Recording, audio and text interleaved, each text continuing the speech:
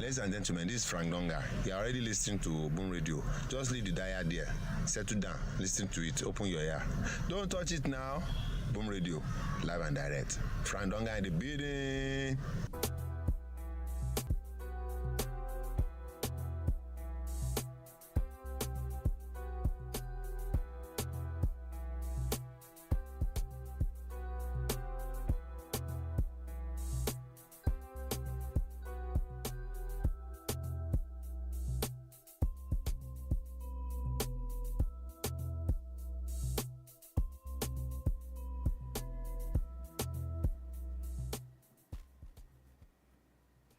Good morning, good afternoon, good evening. It is the boombar right here on your Boom Radio NG.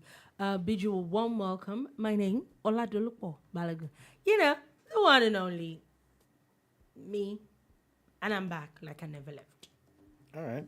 My name is Sola Rogers, and of course, it's always a pleasure to be here. This is the Boombar, and it is Boom Radio's 1 hour show where we kick back, relax, and talk music, sports, politics, and everything in between while we have drinks. That's why I say bar. Okay. Thank you and welcome. Is that all? You're good? For now. Okay. Anyway, it's a very interesting day today as there are going to be a few things, Truthfully, I thought that we're going to start on the note of sports today, but it looks like there are a few things that have overshadowed it. Some more trending news that has overshadowed these issues. But definitely we're going to talk a lot about sports today. The Women's World Cup, there's a lot of transfer news that we're also going to get to.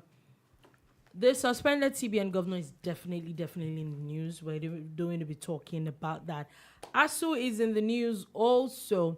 The tribunal, there's news coming from the tribunal as well that, somebody has gotten sacked again over what seems to be a recurring decimal in a few court cases. So, we're definitely going to be talking about that and a few other things if time permits us. That's what it is. It's 1 hour, and there's so much you can talk about, especially when you have so much to talk about. And of course, we also like to hear from you guys. So if you're watching or listening to us, you can send us a message on Twitter, Instagram, and Facebook. Preferably Facebook and Twitter at the moment. Boom Radio NG1 and Boom Bedu or Boom Radio on pages. That's what it is. Let us know what you think about any of these topics. Yeah, so as we move on quickly from that, now, today it's obvious that maybe don't let me say it's obvious though. Let me just put it straight. So today, the suspended CBN governor was arraigned in court today for, if I am correct, it was for firearms. It was firearms allegation, possession of firearms allegation. Very interesting story because I personally thought there was a lot more to his arrest than that. And, of course, that was all it was in court for.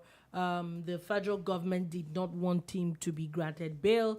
The court said no, and he was granted bail in the tune of 20 million naira and the shorty in like some. Now, very interesting, because I didn't even think that was going to happen. But the more interesting part of this story is the part where after he was granted bail and the court had asked him to be remanded in Ikoyi prison up until when he perfects his bail conditions, the DSS went ahead to, to attempt to rearrest him. That's where the scuffle began. Scuffle? What scuffle? Between the DSS. Okay. I wanted you to be more explicit. No, I'm not gotten to the point. The scuffle between the DSS and the Nigeria Correctional Service. Now, the DSS wanted to rearrest him. the NCS, the Nigeria Correctional Service, were stopping them because there was already a court judgment that he should be kept in prison and not in the custody of the DSS. Which led into some, in fact, according to stories, there is a story about the officer in charge of the Ikoyi prisons, Mr. Tunde Koye, to have been arrested by the DSS over this matter. Yeah, so I was just waiting for you because there's a lot. And this is a show where we analyze, and I'm going to give you the heads up already.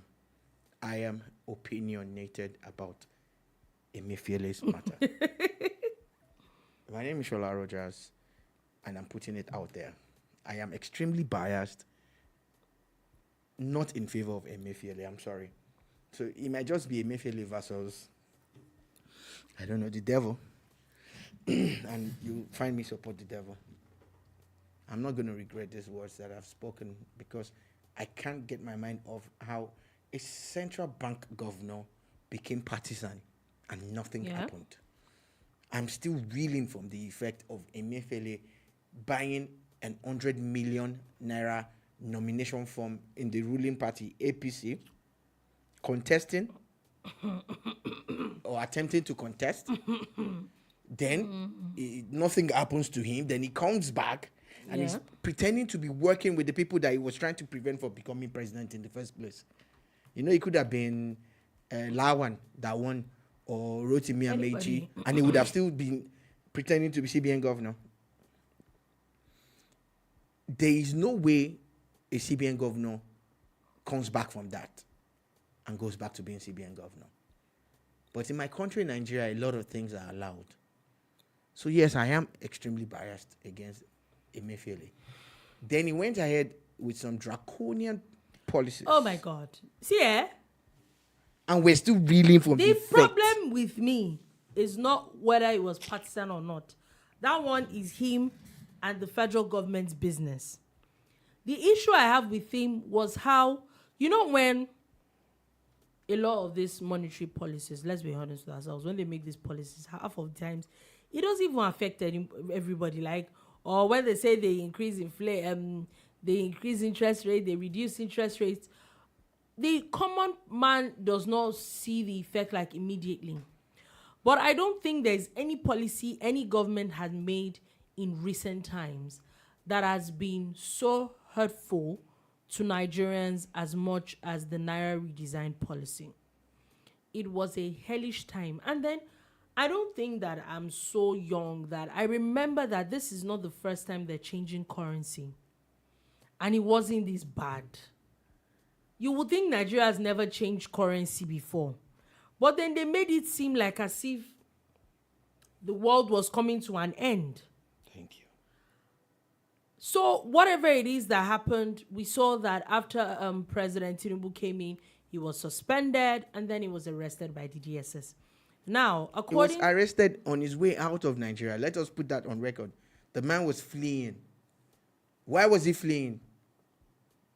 So according to what is... so an update now is that after all that scuffle, the Nigeria Correctional Service have finally left.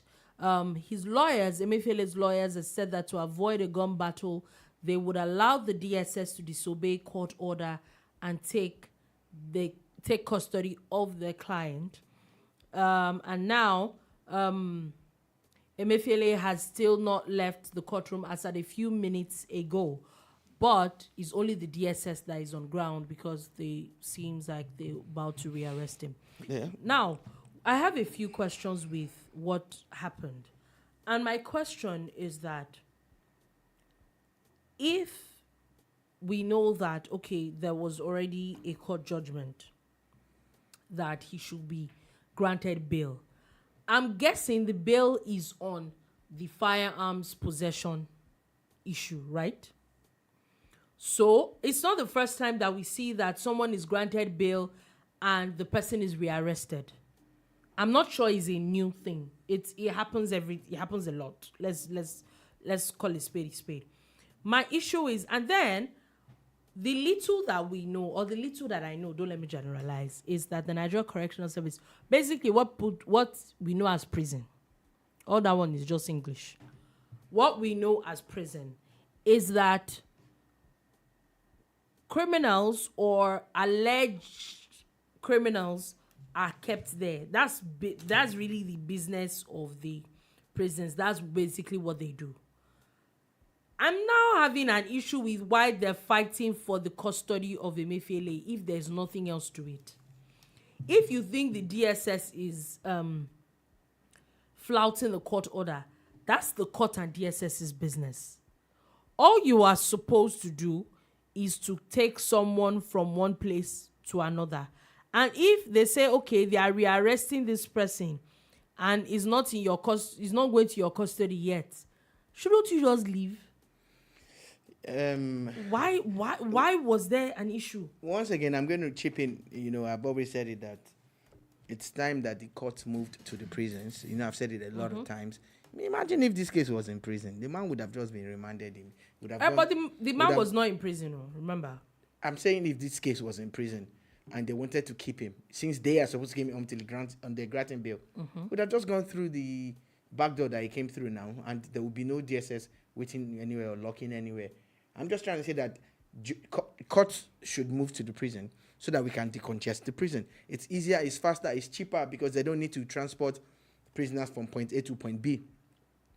There are times when they move prisoners from Badagry prison all the way to Ikeja or Ikoyi for court cases. But if you had a high court or an appeal court and everything situated in and around the prison, it's less logistics and it's more judicial work being done. Yeah. It's an idea that I'm not going to stop pushing. I really believe in it, and I believe that it's something that we need to do something about. Now, having said all of that, there's a need for everybody to understand the security, infrastructure, the structure of security in Nigeria. And in the grand scheme of things, the Nigerian Correction Service, which is the prison service, do not even feature in this movie. Exactly. Because Heather was the only one that was looking at it this way, like, okay. I get the part where Emefiele is, and I must say kudos to them, because regardless of the fact that I am biased against him, the rule of law is the rule of law. And the lawyers have done the right thing by backing down, because what they can do is still go back to court again. Yeah. Which is what their own power is. However, we live in a country where the DSS, you don't even know their mandate. You don't know where it starts and when it ends. So you tread carefully. Yeah. And just pray you don't fall into their trap. You don't want to be. But the instant you are a person of interest, according to the great Lai Wasabi, just go to prison. Just do the time. Just do the time. The thing for me is that's why it was very distasteful to see.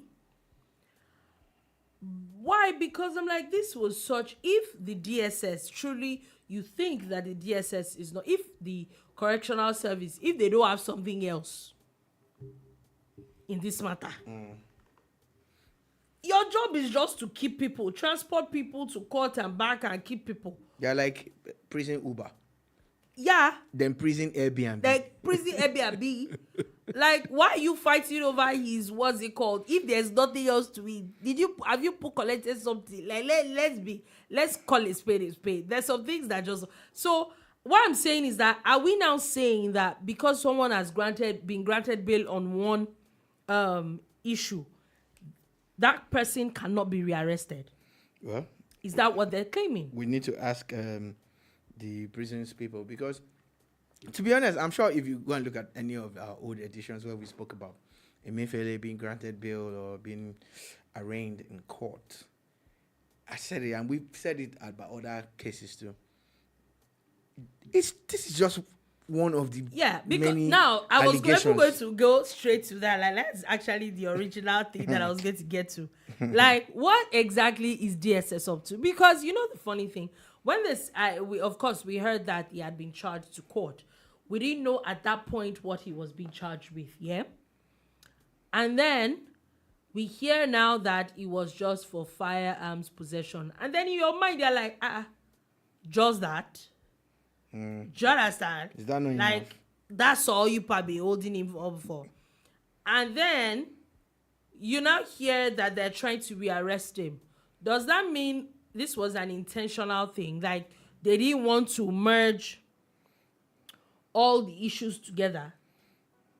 Again, yes. Is that what it means? That's obviously what it means. And again, one of the things that I feel that needs to happen, you know, to avoid all of this public show of force and this clashes between security agencies and pseudo or wannabe security agencies like the NCS. Sorry, NCS, but you are.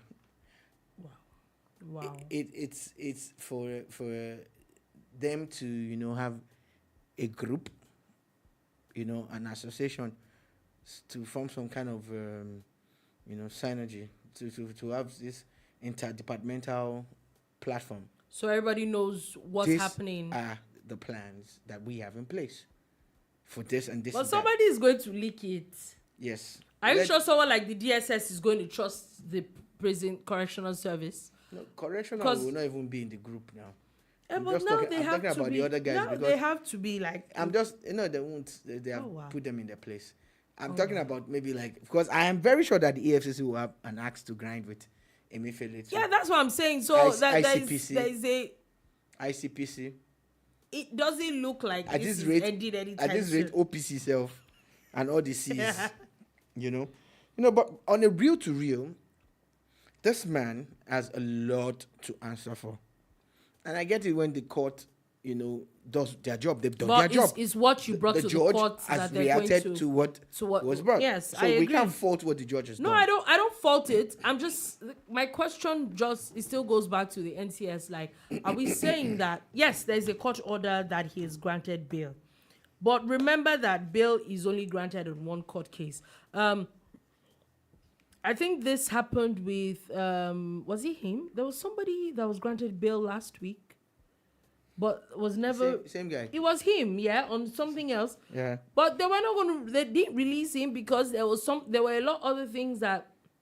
Actually, it wasn't bail. It wasn't bail. It was that... there's another case that he's been told to appear in court for. Appear in court. So, you know, there's a lot that this person has to answer for. Also, even his lawyers, kudos to them though, but I think that they also need to tread carefully. So that they do not worsen the issue of their client. If they're not careful, even the NCS has probably worsened this man's matter at the moment. But we need to stop seeing all this drama. It's actually very embarrassing. Yeah, because again, at some point, the Nigerian, I don't know who will bail the cart though, but the Nigerian constitution must be clear about who does what, when, where, how, and why. Like, look, the DSS seem to be like all powerful.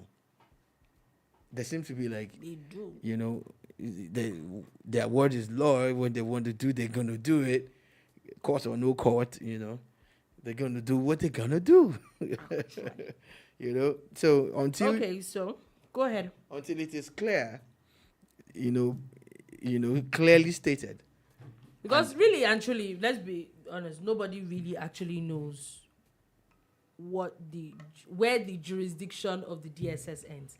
I think maybe I don't know, I'm just speculating. I think maybe it ends, maybe the only people they probably don't have any or they don't have so much over is maybe the army. Yeah, until one army general steals something, I think or is indicted in something. I think it's the army, but every other person, DSS is not your mate. Now we know.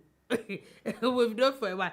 Anyway, so officially now, the DSS has now rearrested the suspended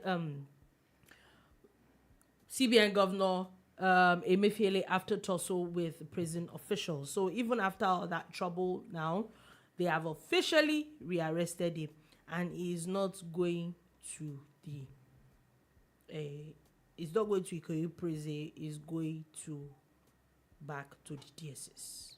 All right, good luck to him, and of course he still deserves his day in court. He still deserves to defend himself to the best of his abilities, regardless of how we might feel about what we believe he has done wrong. Having said all of that, the DSS also can still find, other tactical ways of, carrying out some of this. And maybe they felt that the minute he leaves the court premises, or he gets to the Ikoyi prison, he will not be able to. And who says he's going to get to Ikoyi prison now? So you don't understand. Okay. Like, anyway, at 3:03 p.m., 3:03 p.m., you are not going to finish what you are saying. The DSS let the suspended CBN governor out of the courtroom. Yeah. So it's safe to say, ain't no bail, ain't no coming out many times soon. I think one of the things that needs to happen, though, on a real, is the fact that they need to expedite the hearing in its major cases. In fairness to him, he needs to have his day in court like yesterday. So let's know what is happening and Exactly. just move on. Exactly. He also deserves to know, because no matter how you want to say it, the man also needs to know. Okay. He needs to know. That's good. We definitely will see how all that drama is going to happen. Quickly, let's move on from that. That's how they want to arrest our what's it called? Our serial presidential candidates. They want to kidnap him. People are trying to kidnap our presidential candidates. The one that is always around. Anyway, the police in Adamawa State have arrested 4 suspected members of the Boko Haram group, allegedly plotting to attack the residence of Atiku Abubakar. What did Abubakar ever do to them? What? Are you people joking? What did he do to them, seriously? I don't know. I don't know. Do they need a reason? When you really think about it, do they actually need a reason? They can't just go about. They're supposed to be fighting for something and working on something. Do they ever? They are not fighting for anything. We all know they are not fighting for anything. But I've seen.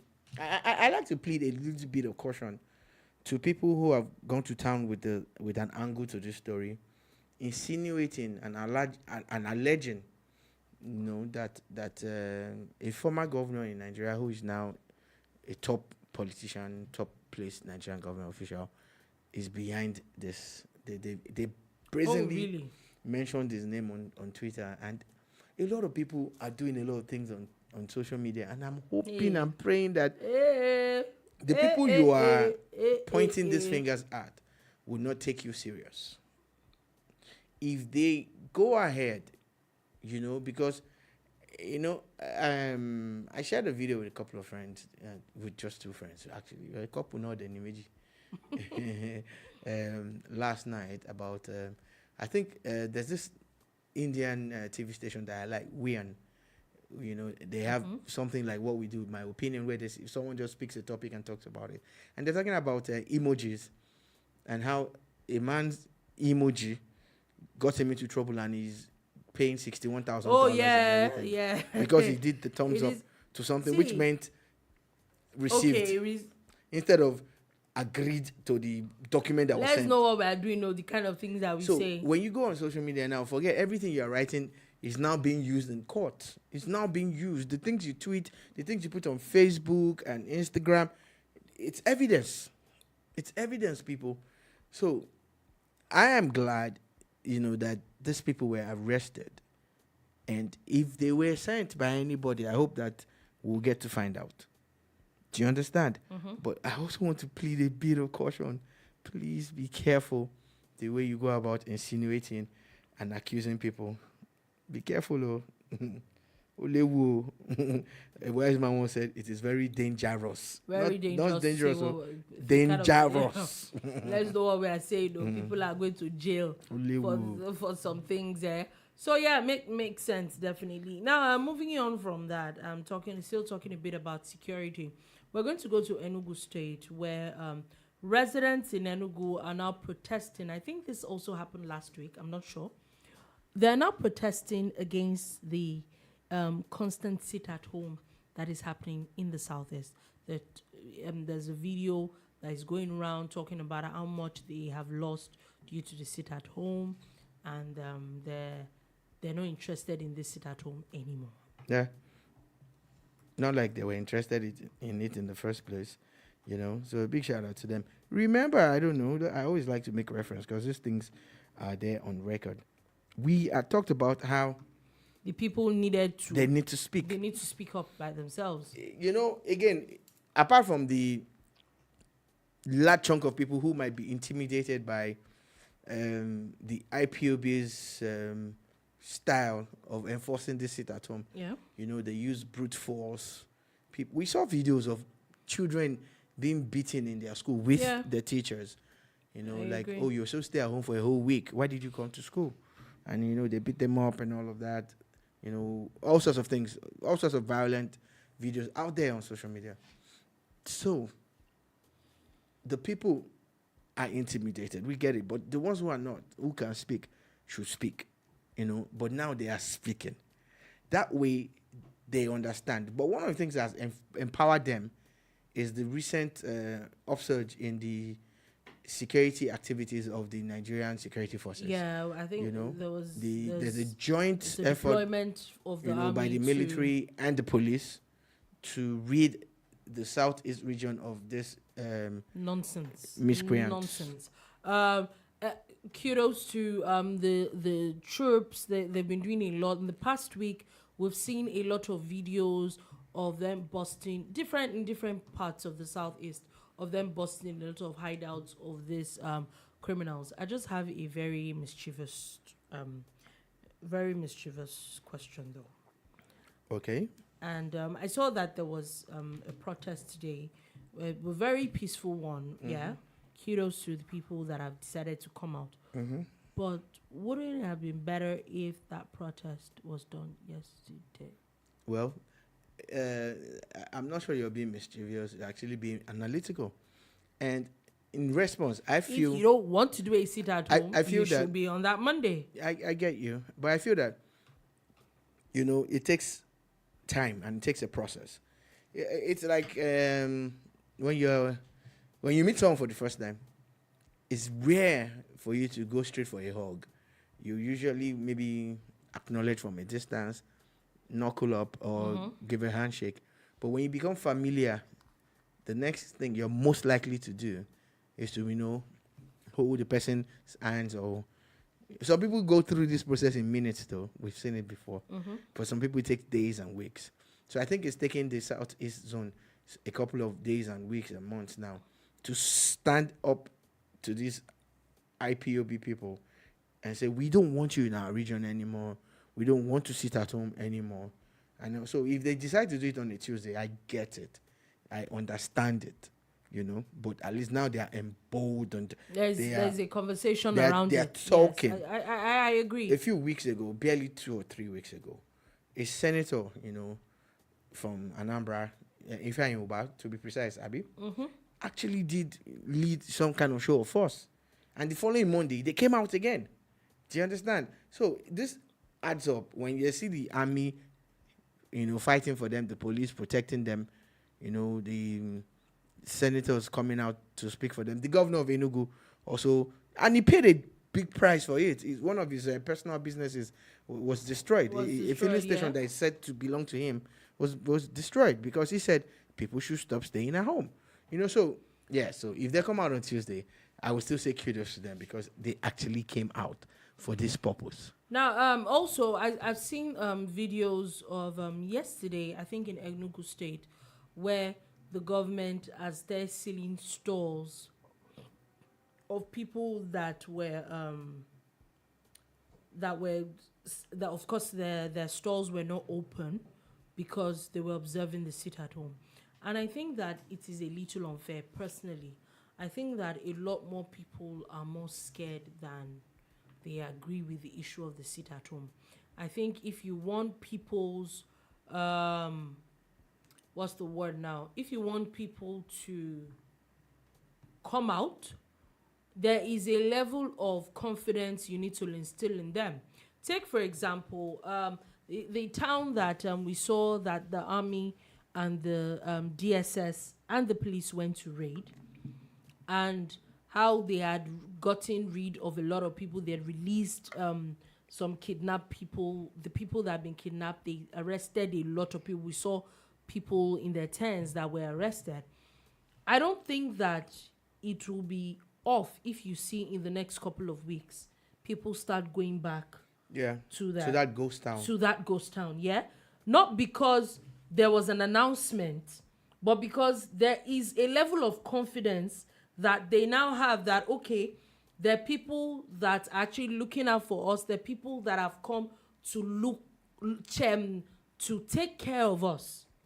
You don't need to enforce some things. They're already being oppressed at the moment. It's war, actually. I think it's a little too far at this point. It's war. You know what is war? You know, people are losing their homes and their means of livelihood.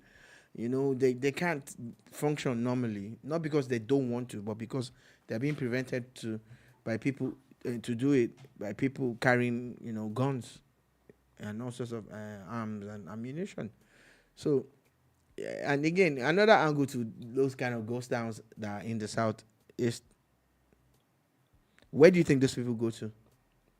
The people they're moving to other parts of the country, you know. Exactly. And at some point, it's going to be a problem, you know. So it's better that you help them secure their homes and let them, you know, get a chance to live a decent life.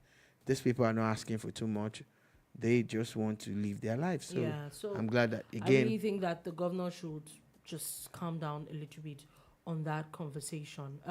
Anyway, let's move on from that, and still talking a little bit about insecurity. Let's go to Osun State, where the police have now banned the use of hoods and face masks by Okada riders in the state over insecurity. They must have their reasons. There must be a reason where maybe there's a pattern of people on a bike who have been perpetrating crimes. But you can't see that. You can't face mask and now. But my question now goes back to: I thought there is supposed to be, if you're on a bike, you're supposed to have helmets. And they didn't ban the helmet now. List the things that if you don't have hoods, if you have a helmet on, your face is probably not going to use, because I'm guessing it is for people's identity. Yeah. Now, with a helmet, a proper helmet, you probably will not see people's faces as well. You will most likely see, except they are wearing, you know, a shield.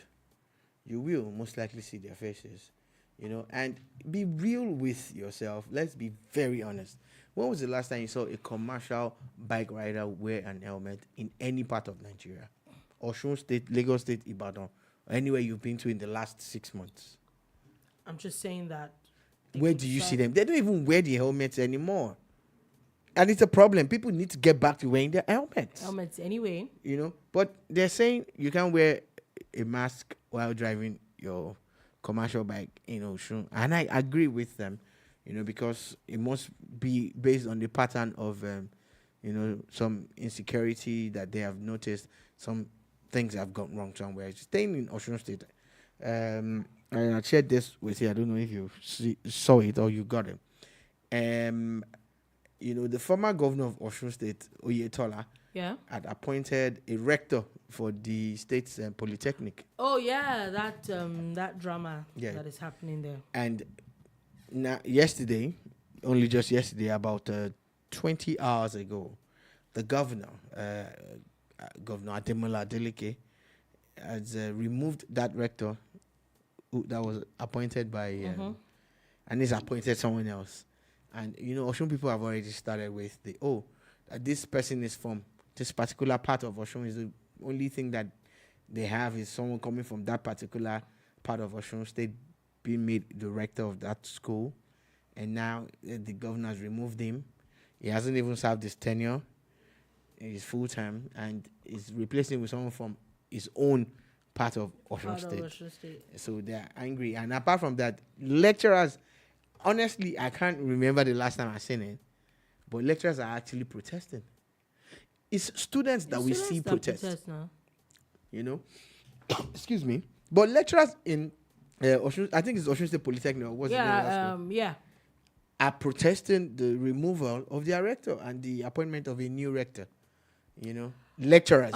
I think that lecturers. Governor Adeleke needs to maybe we will call all these things teething problems. Maybe, but I think that he needs to arrange himself better.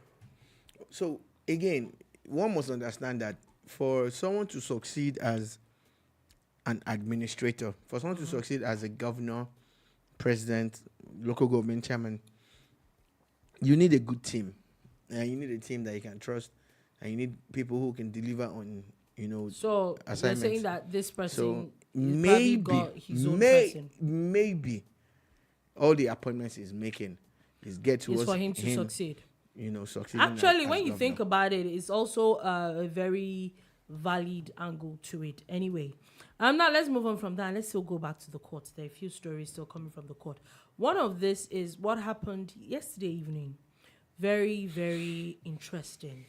As the National Assembly Elections Petition Tribunal in Asaba Delta State has nullified the victory of Ngozi Okolie of the Labour Party, who was declared winner. They're saying that the Labour, of course, now the tribunal in its judgment, however, declared Honorable Undudi Elumelu the winner of the election. The tribunal held that Okolie was not duly sponsored by the Labour Party, as he was not a member of the party as at May 28, 2022, when the primary was purportedly held. Now, let me break it down. I read a lot more about this, and the lawyers of Honorable Undudi Elumelu, if I'm correct, was the minority leader of the 9th House of Representatives. What the angle that they're saying is that it's not that this person did not win the election. They're saying that he was not even supposed to be on the ballot. And we have seen this happen not once, not twice. If we remember very well, I think that was what happened in Zamfara in 2019, where there was a disqualification about the primaries, and that was why the APC candidates were removed. It's not about winning an election. We need, we talked about this during the election period about these days, you need to tidy up primary issues. Because I know that there's there's also the conversation, a lot of people are talking about this, that is this not a pre-election issue? But I'm like that we have seen this happen. There's precedence. You can't call everything pre-election issue if there's precedence to this. It's not the first time. It's not the second time this is happening. Now, they're saying that he should not have been on the ballot. What does that mean? If you remember very well, this is like the second judgment. If I am correct, the governor, there is already a judgment against Alex Oti, the governor of Abia State, Labour Party, in this regard as well. I think the case is in appeal court already. Yeah. So if this line of angles actually, holds,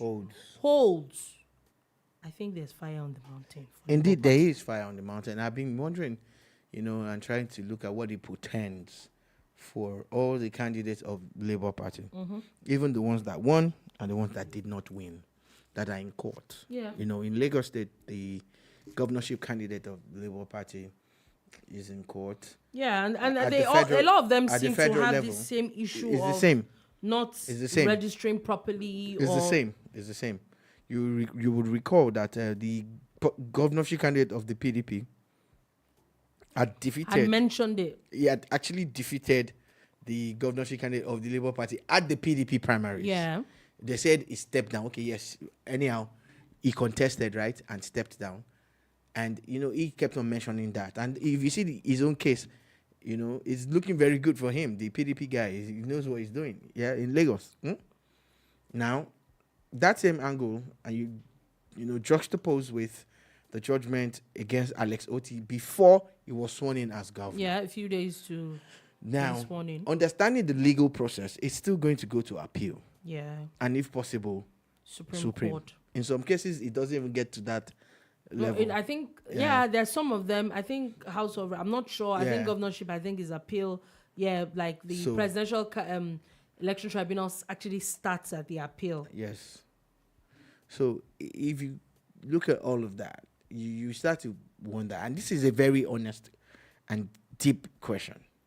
What does this portend for all the Labour Party candidates? Because the bulk of the Labour Party candidates were brought joined the party, after Peter Obi had joined, and that was days after he left the PDP. The PDP, and before the PDP primaries. A lot of them, they've either done their primaries at the Labour Party or just a few days they before. organized another one. Yeah, and remember that there is in still Lagos, they a organized like 2 or conversation 3 around existing they've already submission Labour of, Party candidates. Yes, existing Labour Party candidates. Then submission of the register. Those things. Membership register. Yeah, those things actually. And there's the dates and time the bulk and all of the that. guys who eventually won did not have their name on that register because they had not even joined the party.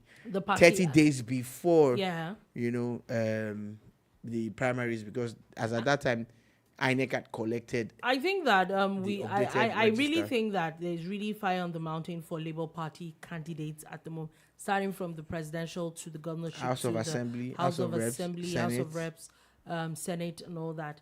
What, in my own opinion, I think that they should start work right now, get towards 2027, because if we're going to look at the pattern of things happening right now, I think there's going to be a lot more. Your opinion is completely aggravating to people who support the Labour Party. I follow them a lot. I read a lot of their opinions. No, I agree. It might be aggravating, but what is looking like? Yeah, I'm not saying that your opinion is wrong. I'm saying this is what it would be. And the reason why your opinion would be aggravating is that they are actually of the opinion that they're going to win at the tribunal. Okay, we'll see. There's already a date for the judgment. I think September or something. Yeah. They strongly believe that they have put together a very strong address, and they presented a very strong case. And based on the strength of these 2 items that I have mentioned, they are going to win. They're going to, their candidate, Peter Obi, will win. That's a lot of Labour Party people will tell you this. They are very serious about it. On the flip side, the PDP people too will tell you that, they know that, they're going to get a favorable judgment. Yeah. A favorable judgment from the court. And the APC still believe that they won that election fair and square. Yes, there were discrepancies here and there, but that they still won that election fair and square. Fair and square. So, regardless of who you talk to or what you believe, the Labour Party don't want to be hearing things like go and strategize for 2027. Okay. Well, I'll see. You know what? At the end of the day, the judgment of all these cases is really is just a few weeks away. So we'll definitely just wait and let's hear what the courts have to say. Now, still staying with the courts, the court has now dismissed ASUU. For people that do not know, that's the Academic Staff Union of Universities.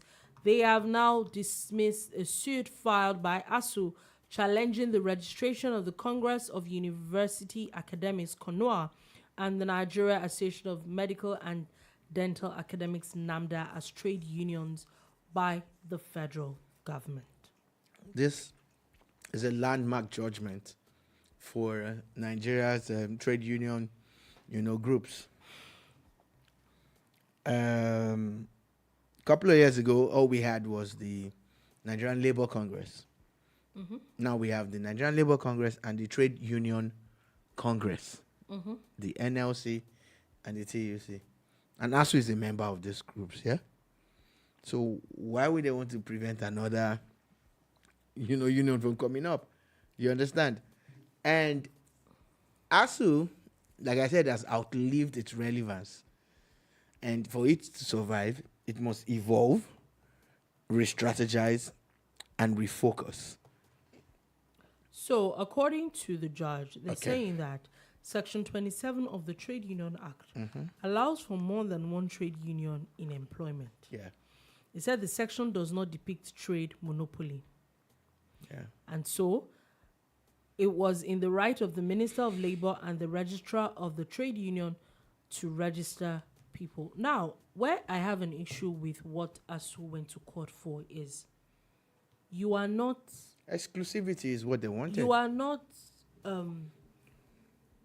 it is even you can literally be disbanded by the government. Mm-hmm.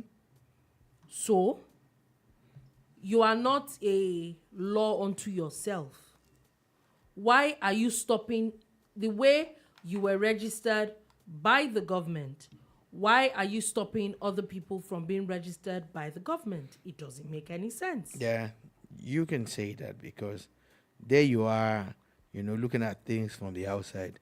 But you must realize that, and I recently found out myself, that you see all these associations, there's some connotations to it, like there's some personal things that people aim to get from being members of bodies like SWAN, Sports Writers Association of Nigeria, Lagos State really? Chapter. Oh my God. The NUJ and all of them. I think there are some personal things that people stand to derive.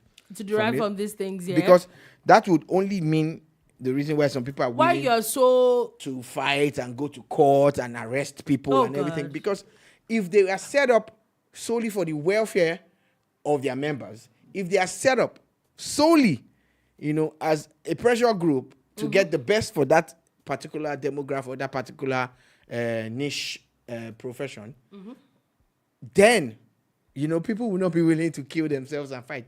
So why would ASUU also do the same? Do you understand? You see, we must understand that trade union law, and I really hope that maybe going into the month of August, at Boom Radio, we can start breaking down the Nigerian Constitution to this point. Don't you see it? I don't know if you've experienced it.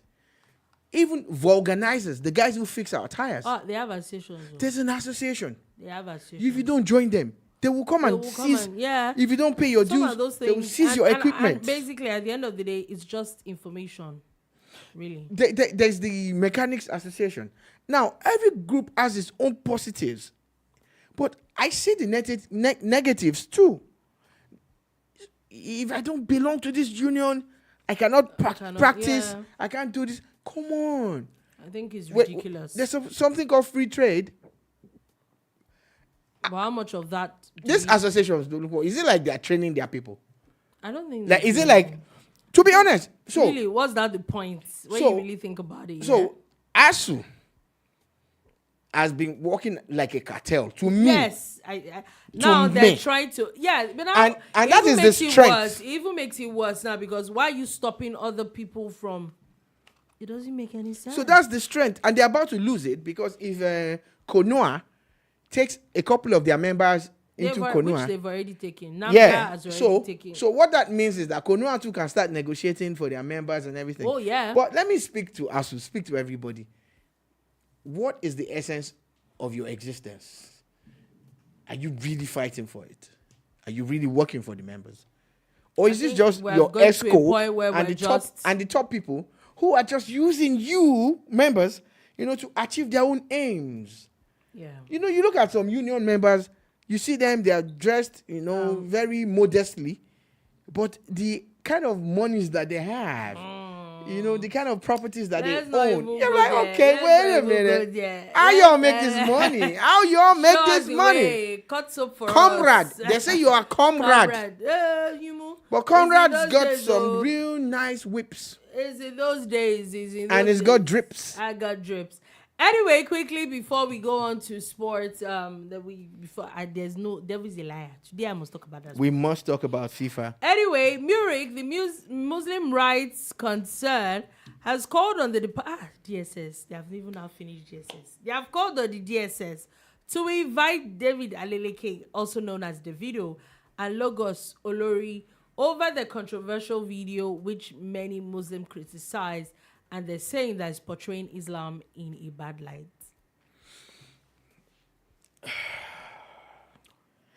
Okay. I'm not going to lie to you guys. I have avoided this story. Yeah, I have. But It's become unavoidable. Mm-hmm. So now we are now unavoidable. Then don't they see us? We have to respond. We have Yeah. to talk about it. I think that on the part of Davido and Logos Olori, all they wanted to do was some creativity. Mm-hmm. You know, people have drawn parallels. There is a very funny skit maker / influencer. He did a video about Jesus Christ and Mary and all of that, and people came for him. I don't know if you saw it. One slim, funny guy on Twitter, and he actually apologized for it. Before that, there's a beautiful video by Ashake, you know, where they reconstructed a church and there were goats in and out and everything.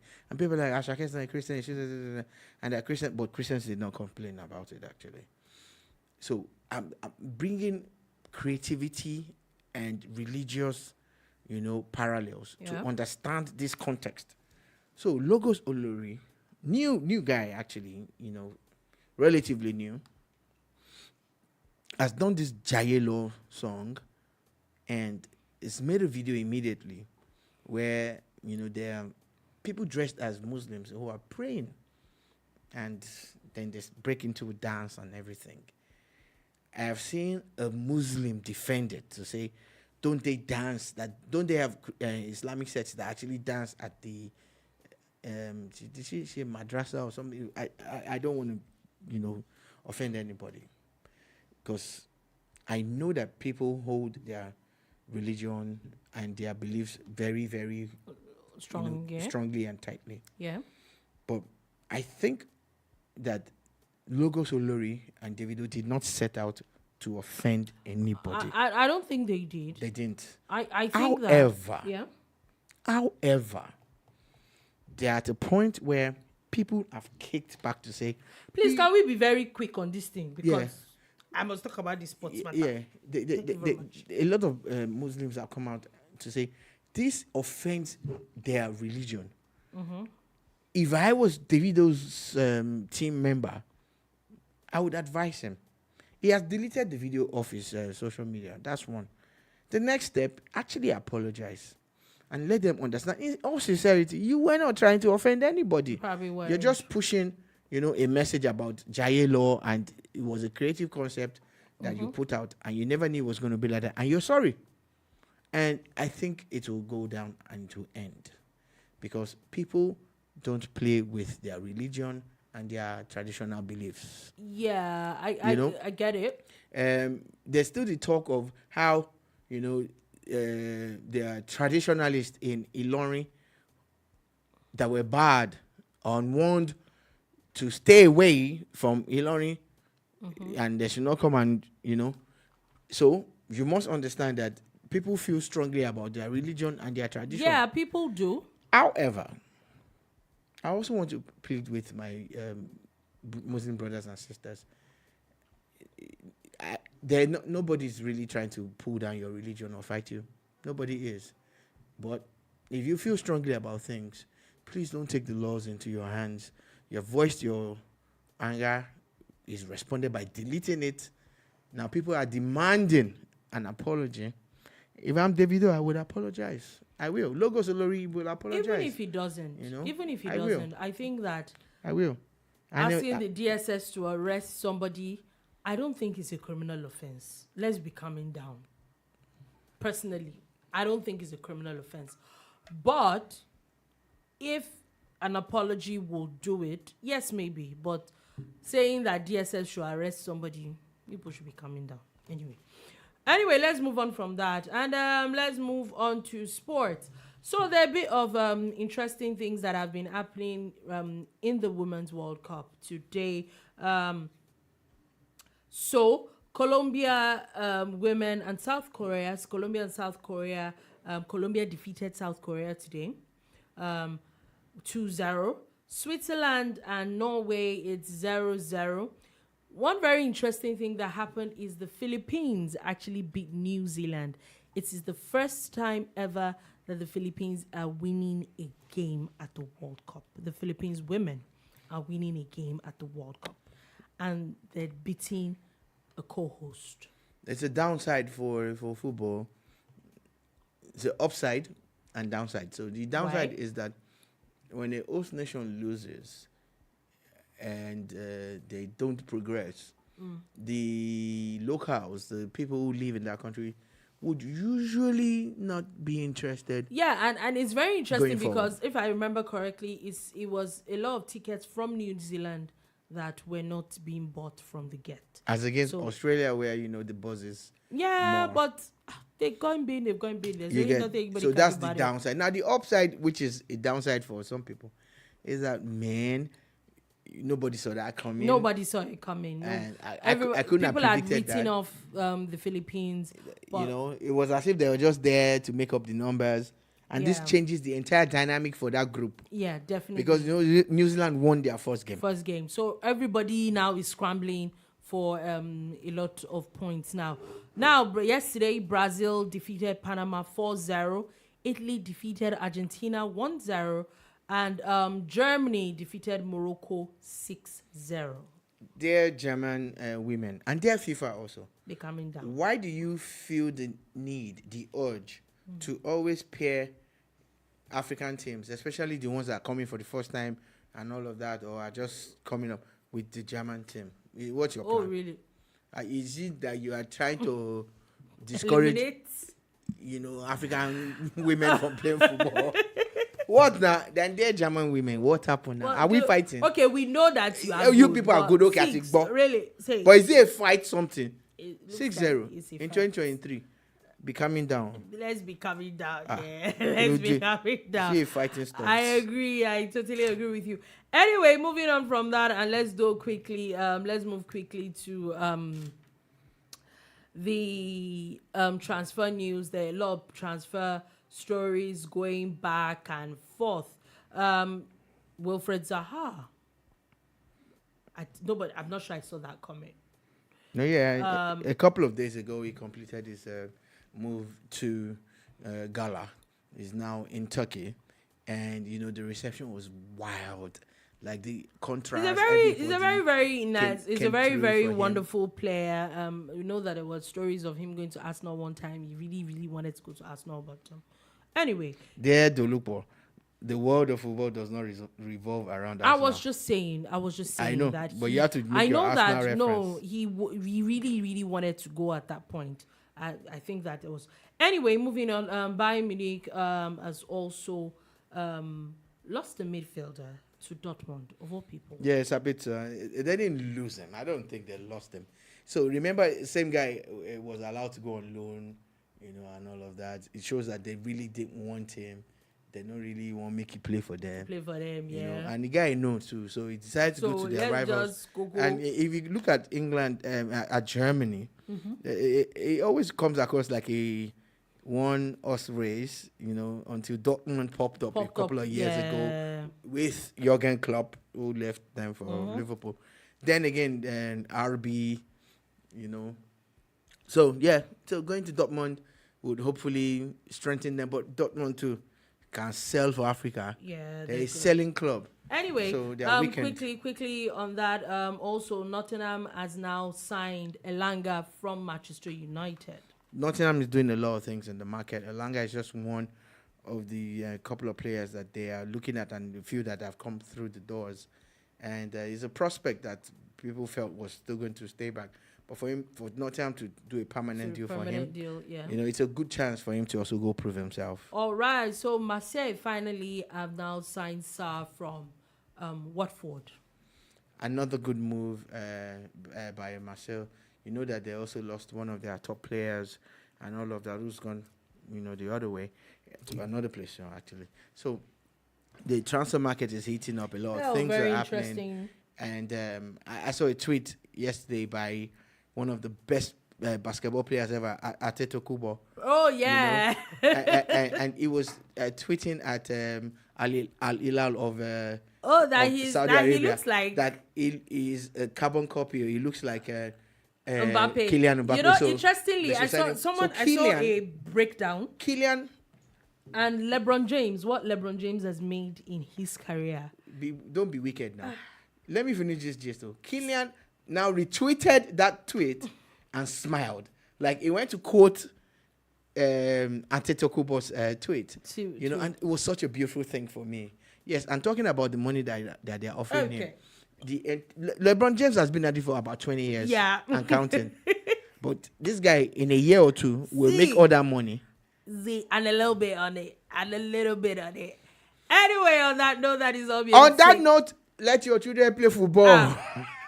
My future children. You either play ball or you're singing. Yes, you don't have play football. No choice. On that note, I will see you tomorrow at 3 p.m. West African time to give you another wonderful edition of The Bar. Do have a beautiful, beautiful day ahead. Peace.